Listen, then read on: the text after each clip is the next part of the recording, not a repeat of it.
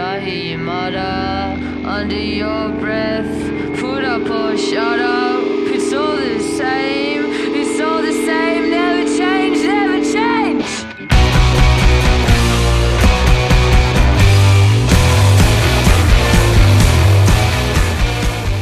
Courtney Barnett is a vibrant and talented musical force who lives in Melbourne, Australia. A clever, heartfelt, and amusing lyricist and a guitarist with a gift for arrangements and flashiness, Barnett is rightfully regarded as a one-in-a-million rocker. After releasing a trio of EPs, Barnett truly broke through with her debut album, 2015's Sometimes I Sit and Think, and Sometimes I Just Sit, which was critically adored and unquestionably one of that year's greatest records. You can ask anybody in my household.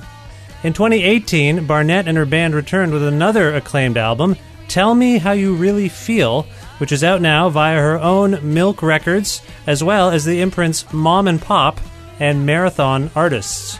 You can learn more about her at courtneybarnett.com.au, or you can simply sit back and listen to this short interview I conducted with Courtney about her relationship to success and fame, certain lyrics in her new songs, why she doesn't think talking to people about her songs is as clear as singing those same songs, the city of Toronto, and much more.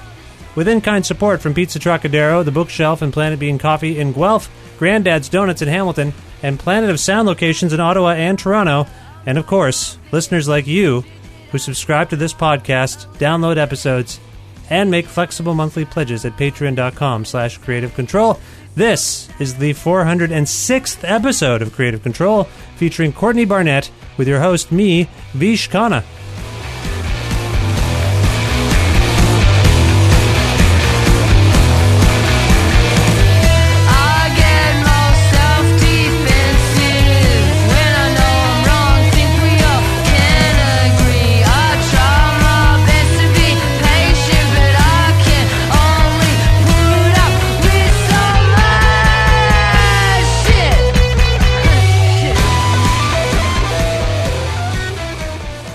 Hi, Courtney. How's it going? It's going well, thank you. It's nice to speak with you. Now, where in the world are you as we're speaking? I am currently in Sydney, Australia. And how are things there? Pretty good, you know. It's blue sky. Looks nice. Now, I know you're away a lot. I'm not even sure if you're still living there. Do you miss Australia when you're away? Yeah. I live in Melbourne, and I miss Melbourne when I'm gone. It's nice to kind of come back. I don't know. I kind of just try to enjoy wherever I am in the moment. Does that help alleviate homesickness? You live in the moment. You're not thinking of home when you're away. Yeah, I mean, I do. I think of it, but I don't know. I don't really get that homesick. I just I'm a bit of a kind of drifter anyway. So you know, it's always different. Well, I want to say congrats on this record and all of your success. I was lucky to see you and your band at the Danforth Music Hall in Toronto a couple of years ago, and it was brilliant. Oh, yeah. Oh, awesome. Thanks. Oh, you're welcome. Now, in listening to Tell Me How You Really Feel and reading the lyrics, I can't help but think that you're at least somewhat conflicted about how success has altered your life, perhaps even altered your relationship to playing music. Is that off the mark, or does playing music feel different to you now than say before, you know, sometimes I sit and think and sometimes I just sit, garnered so much attention? Like, do you have you obviously have a different relationship with music, but am I off the mark there in terms of conflict? I mean, I wouldn't say conflict, but yeah, it definitely, of course it's changed. Definitely changed over I probably started playing music when I was like 10 years old. So if you consider all of the levels of change along the way, yeah, it's always kind of growing and evolving, and definitely the last couple of years. But yeah, I mean, I think that's just part of the kind of evolution and just life in general changing. Did the sort of response to the last record and the touring you did any of that surprise you per se? Yeah, I mean, it's always surprising when things you write connect with people, and you end up playing on a TV show in some other country, and I mean, everything everything's surprising. You find the whole thing a little surprising. Well, I mean, yeah. Imagine being totally immune to the kind of being surprised and the wonder of the world. You know, there's so much weird stuff that happens. Not even just in music, just in general life, like meeting people and making friends and falling in love and traveling, and you know, it's an amazing world. You've got to let yourself be amazed at it sometimes. Yeah, no, absolutely, I agree. On one of your new songs, Charity, you sing something that struck me. You sing, "You must be having so much fun. Everything's amazing," which that's kind of what you just said in a weird way. That is kind of what you just said. But I'm just curious, is that something that someone has said to you about your work? Is this something you have said to yourself about your work? Yeah, it's a bit of both. It feels like everything on this album has like 3 different angles and comes from kind of, you know, all these different points of view. I mean, that one's it kind of comes from a place of sarcasm, I guess. And what's the word, like assumption. But then, you know, that's the kind of more pessimistic, sarcastic kind of side. You know, if I find myself in a good mood, then I would definitely look at it from the optimistic side of, you know, the spiel I gave you before. It just depends how you want to take it, I guess. Whatever mood you're listening from. Do you think that, I don't know if this is necessarily a segue out of what you just said or this song, but I'm just curious, do you think public life, working in public, do you think that's something that might be in need of some de-romanticization or something? I feel like people think it's all amazing, but in that sarcasm I hear a kind of pointed response to that perception. Would you agree? Yeah, I mean, it's an interesting... it's definitely an interesting thing to pick apart and kind of try to learn how to understand. And, you know, just I think projection and kind of assumption and all those things, I mean, they have so much kind of baggage behind them in the first place. So it's like this eternal, you know, conversation and kind of psychological study that you could undertake. It's too much to even think about or talk about right now, but it definitely has a lot. It has a lot behind it for sure. Right. Okay. I like that you're in the context of an interview about my record. This isn't the right time.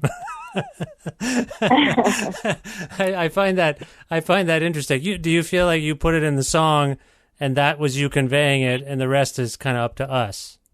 Well, I mean, I think what I'm trying to say is that I could just go on thinking about it forever. I think that's my problem with communication and conversation, is that I don't quite know how to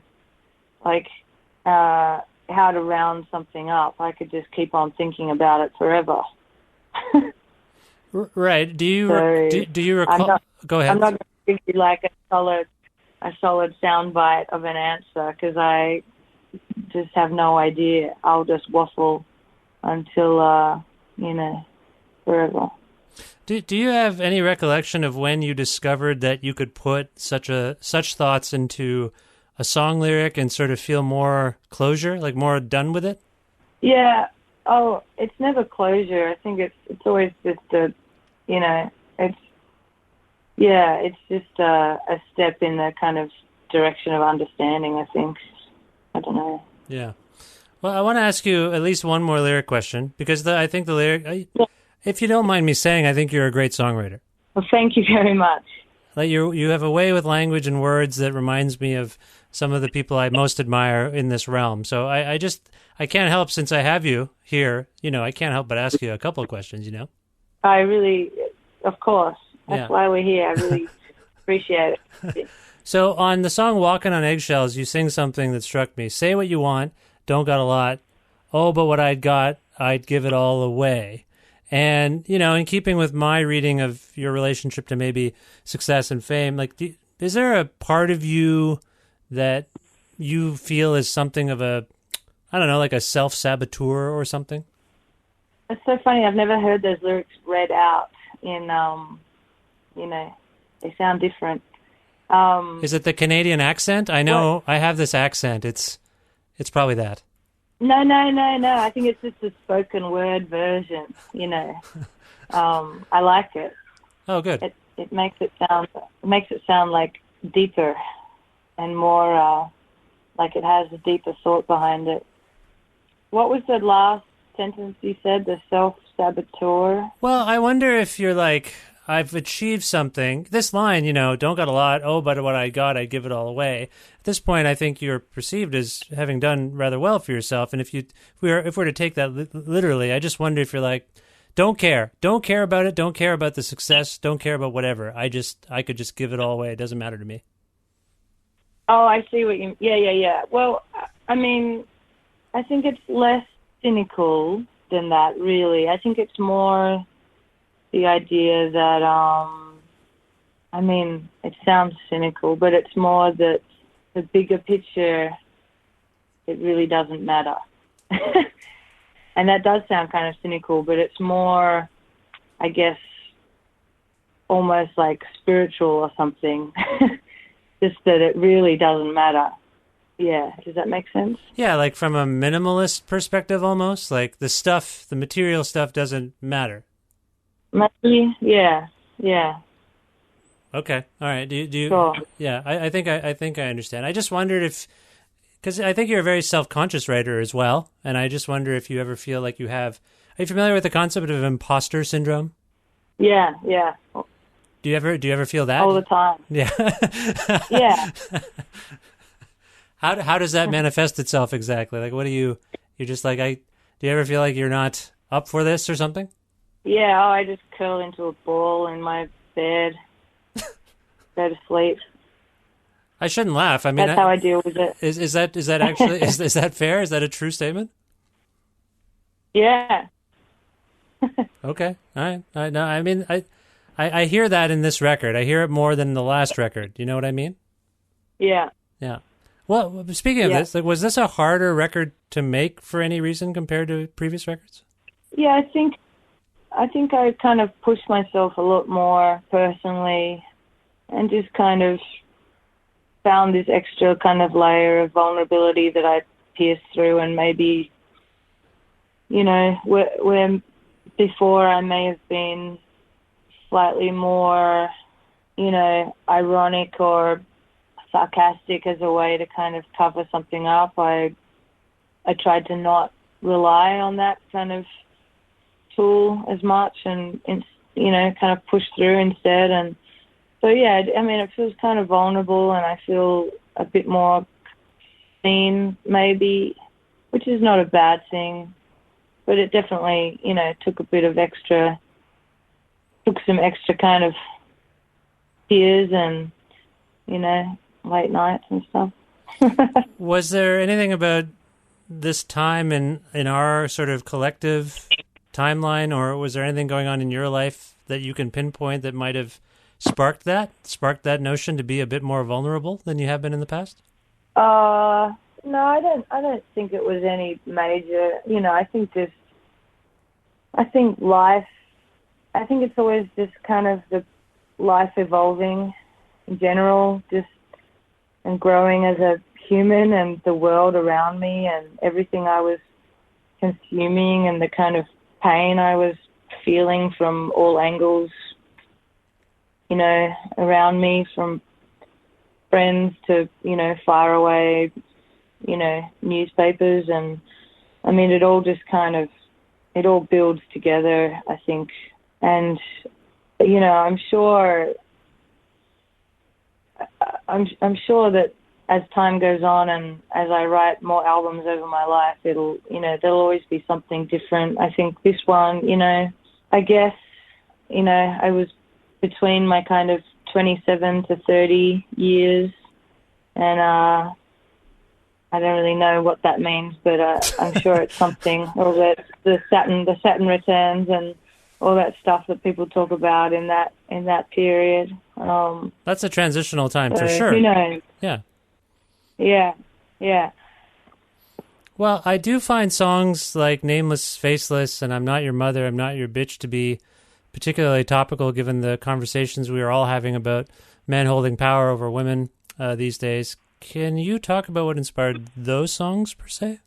Yeah, I think Nameless Faces is more obvious and literal, probably, of that kind of hate and misogyny and the kind of dehumanizing that leads to violence. And I mean, that one's a lot more literal.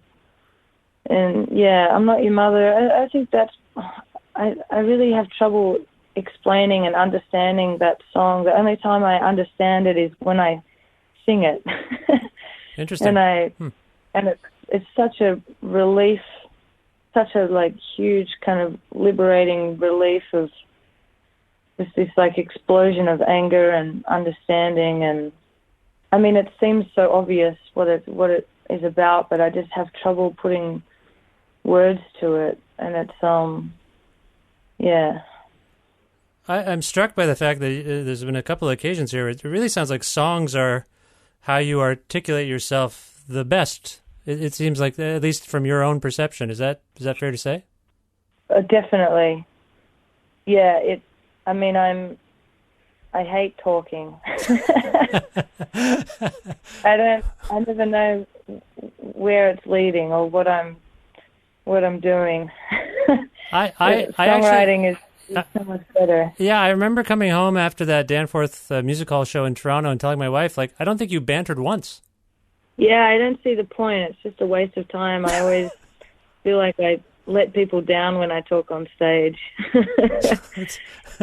That's striking to me. You strike me as such a witty and funny person in your lyrics, but you're more reserved. That's fascinating. It just speaks to your practice, I suppose. Well, I have mentioned Toronto a couple of times, and unfortunately we're running out of time. I wish we had more time, but what about Toronto as a city? What do you make of this city? What do you think of this city at all? Like, are there places you want to get to when you're in town, kind of thing? Yeah, I mean, we've spent some really really amazing time there, and I don't know, I love it. I'm excited to come back, that's for sure. Now, I know you have sung about things like exorbitant real estate markets, I think. And I think you've talked about, people struggling to find homes for themselves. Have you heard that about Toronto? Like, I feel like everyone's perception of Toronto is very rosy. But Toronto is a big city and it's got its problems. Are you familiar with any of them, per se? No, I don't. I mean, no, I don't really know. It's hard to know, I guess, in a place that you don't really live in, or it's I mean, I would only assume that everywhere kind of has the same, it's always the same story of the rising prices and gentrification and everyone being bought out, and I mean, it's always a similar story. I guess that's why a song like Depreston or something can relate so easily around the world. Yeah, I think that's true. And I felt like you were tapping into something that was going on around the world, even though you might have been speaking of a specific place. Yeah. Yeah, I think it's a kind of universal concept, I guess. Yeah. I just remembered, is the Silver Dollar, is that where the Silver Dollar is? It was. The venue? Yeah. It's gone. Oh, it's gone? Yeah, it's going to be a condo. Oh, see, that's an amazing memory I have. We played there, I feel like we played there 2 or 3 nights in a row. This awesome crowd, and yeah. Yeah, it's gone. It's gone now. Yeah. Well, there you go. That ties into our last conversation. It does. Before we go, I was hoping you could pick a song from the new record for us to play for people to hear. How about Charity? Charity? Is there any particular reason that came to mind? I have a lot of fun performing it. So why not? Okay, that sounds good. This is Charity from Tell Me How You Really Feel by Courtney Barnett. Courtney, this was a great pleasure. Thank you for your time, and best of luck with everything going forward. Thanks so much. Nice to talk to you.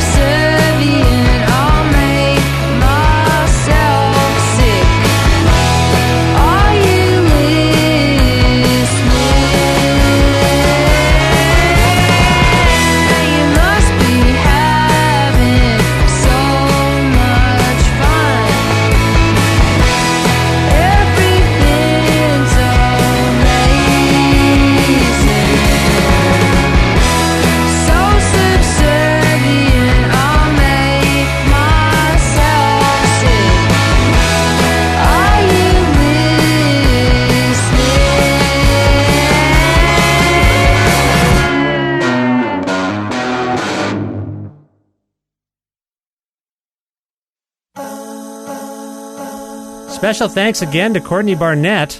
If you want to learn more about her, please visit courtneybarnett.com.au. She is amazing. Amazing, amazing, amazing. And I'd like to thank her once again for appearing on this, the 406th episode of Creative Control, which is part of the Entertainment One podcast network and is available on all iOS and Android platforms, and also on things like Spotify and YouTube and Audio Boom. If you can't find an episode that you're looking for, like one of my 2 interviews with Stephen Malcolmus maybe, or maybe my Pavement documentary, I don't know if there's any Courtney Barnett fans still hanging out here, but maybe that would be of interest to you. They're in the back catalog of the show, and if you can't find them, then you should be able to find them. But if you can't, you can't find them, you can easily find them on my website, vishkhanna.com, where you can also go to learn more about me and sign up for my regularly scheduled newsletter, vishkhanna.com. You can like Creative Control on Facebook, follow us on Twitter at vishcreative, or follow me at vishkhanna. You can listen to a radio show version of Creative Control on Wednesdays at noon Eastern Standard Time around the world at cfru.ca, or on an actual radio at 93.3 FM if you're in or near Guelph. Also, thanks to everyone who pledges to keep this show going with a Patreon pledge. Please visit patreon.com/Creative Control to make a flexible monthly donation to keep this podcast going. I have some t-shirts that I offer as gifts, but if you'd like something else, I have records, I have books, I have children. You can't have my children, but we can make it some kind of arrangement, I'm sure. Patreon.com/Creative Control. Make a pledge, send me a note. Like I say, we'll figure something out. Thanks again to all the in-kind supporters of this show: Pizza Trokadero, The Bookshelf, Planet Bean Coffee, Grandad's Donuts, and Planet of Sound. Thanks to my old friend Jim Guthrie. He lets me use the instrumental version of his song The Rest Is Yet to Come to end this show each week, and you can learn more about him at jimguthrie.org. And finally, last but not least, thanks to you for listening to this show, subscribing to the show, reviewing it and rating it positively, telling your friends about the show, downloading episodes of the show. It means a lot, and I hope you'll continue to do so. And that is all I have to say for now. I will talk to you very, very soon. Bye for now.